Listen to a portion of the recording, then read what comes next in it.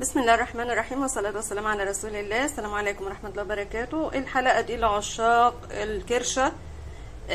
طبعا في ناس مش بتحب تاكلها، فدي لعشاق الكرشة فقط. انا بحب الكرشة، وان شاء الله باذن الله تجربوا طريقتي وتعجبكم ان شاء الله. طبعا الكرشة دي اتغسلت كويس جدا.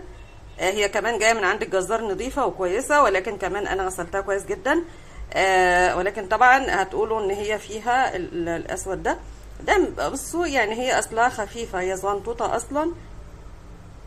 ف ماشي، انا جربتها كويس جدا جدا بالسكينه ونضفتها، وطبعا غسلتها كويس جدا بالدقيق. ويلا بينا ان شاء الله. طبعا هي مسلوقه، ما علينا غير اننا هنعمل لها الصلصه ونحطها في الصلصه. يلا بينا. هنا حطينا مادة دهنية. ممكن بقى المادة اللي عندكم زيت، عندكم سمنة، عندكم زيت وسمنة، زيت وزبدة، أي حاجة عندكم. ماشي. طبعا ده بصل. ماشي. وهنا كمان الرز، هنعمل رز هنا إن شاء الله بإذن الله.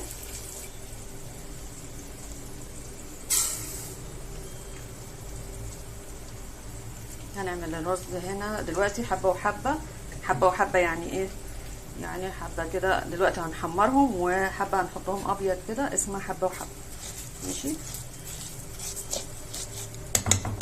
هنعمل بقى الاتنين مع بعض، الرز والكرشة مع بعض ان شاء الله.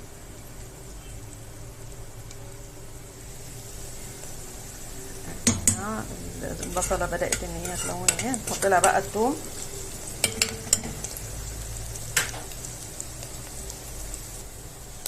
دلوقتي نحط الثوم.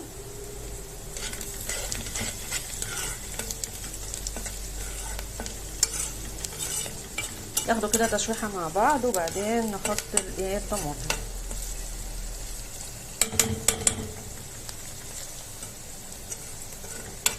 طبعا الكرشه اتسلقت ازاي؟ حاجه يعني بسيطه جدا. اتسلقت، حطيت ميه غليتها وحطيتها مع بصله، مع طبعا ما بنحطش الملح الاول علشان الملح ما ياخرش التسويه. بالنسبه للحوم طبعا بنحط الملح لما بتدخل اللحوم كده في التسويه، فبنحط الملح. ماشي. وهنا الرز.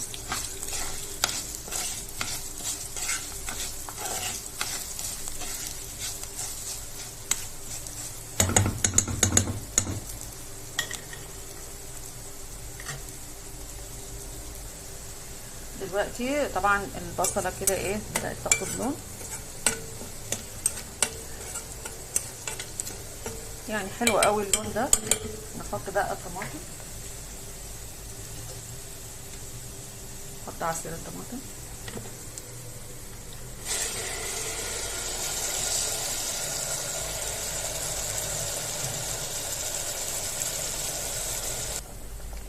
انا بحب احط الخضار او الحاجه اللي هتتحط في الصلصه، بحب احطها كده في الاول، تتسبك مع بعضها كلها وتاخد وتدي مع بعض، سواء اذا كان خضار او حاجه زي كده.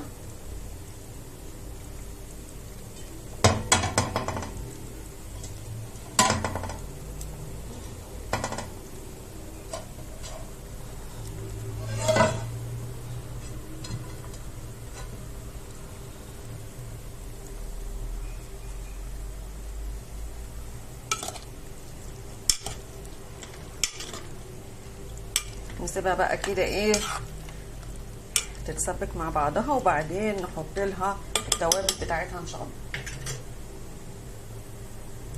نشوف الرز.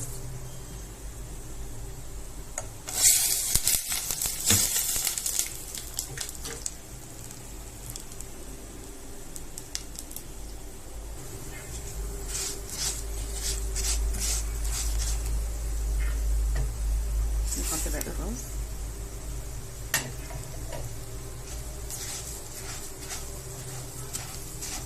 انا بحب ايه الرز اللي هو حبه وحبه ده، يعني اكتر. يمكن تلاحظوا ان كل اكلي تقريبا مع رز حبه وحبه. طبعا في انواع كتير بقى، رز بشعريه، رز ابيض، رز بالكركم، ولكن يعني ده ايه، ده المفضل عندي.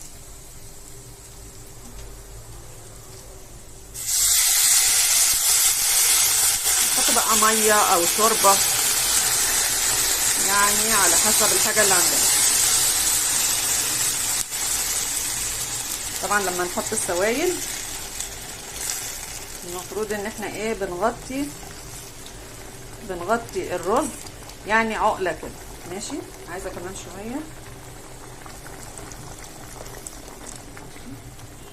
نسيبه بقى يغلي شويه وبعدين ايه نوطي عليه. طبعا هنحط الملح، ثواني هجيب الملح ان شاء الله. طبعا دي تقليه يا حبايبي، الغامقه دي تقليه عشان انا كنت بقلب الصلصه او التقليه يعني، وبقلب الرز مع بعض بمعلقه واحده. دلوقتي غيرتها طبعا عشان انا حطيت الطماطم. ماشي، ادي الملح.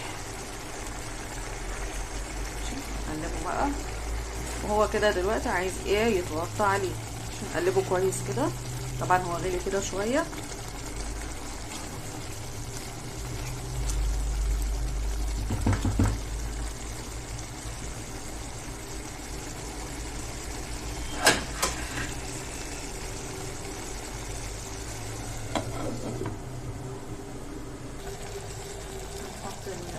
التوابل، فلفل، ما ننساش السكر علشان ايه السكر بيعادل الحموضه بتاعه الطماطم. كمون، الملح،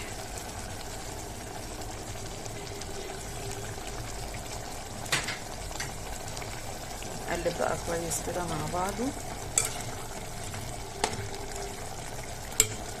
نسيبها بقى ايه يعني برضو تتسبك كده تسبيكه حلوه، نوطي عليها بقى نص. هي كده خلصت يعني، بس شويه كده.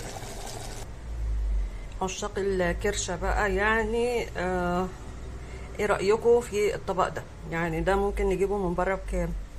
على العموم الطريقه طبعا ان شاء الله تكون سهله، حاجه بسيطه يعني، ما هيش اقول لكم ايه مش معقده يعني. هتجيبوا الكرشه نظيفه ان شاء الله من عند الجزار وينضفها لكم كويس، وانتوا برضو اغسلوها في البيت بالدقيق والليمون والحاجات الجميله دي كلها.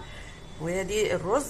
ماشي، وان شاء الله تجربوها وتعجبكم، وبألف هنا وشفا ان شاء الله.